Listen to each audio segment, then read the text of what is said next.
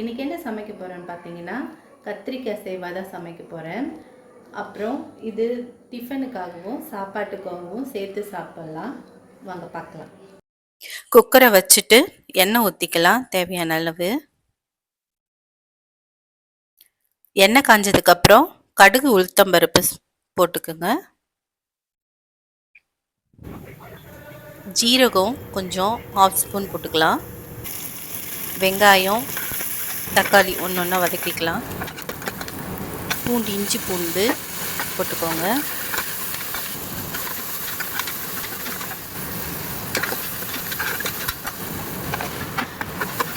பொடியை நறுக்கி வச்ச கத்திரிக்காவை போட்டு நல்லா வதக்கிக்கலாம்.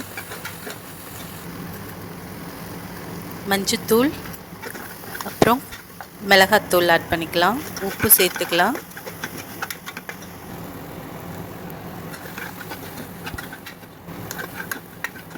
நல்லா கொஞ்சம் வதங்கட்டும்.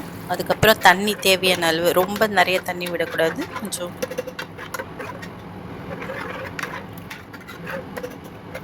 குக்கரில் ஒரு 4 விசில் போட்டுக்கலாம். சரியாக கத்திரிக்காய் மையாது, அதனால் மற்ற போட்டு கடைஞ்சிக்கிறேன். இப்போ தாளிச்சிக்கலாம். எண்ணெய் ஊற்றி வடகம் போட்டு பெருங்காயம் கருவேப்பிலை போட்டு தாளித்து ஊற்றிக்கலாம். அவ்வளோதான், கத்திரிக்காய் சேர்வா ரெடி.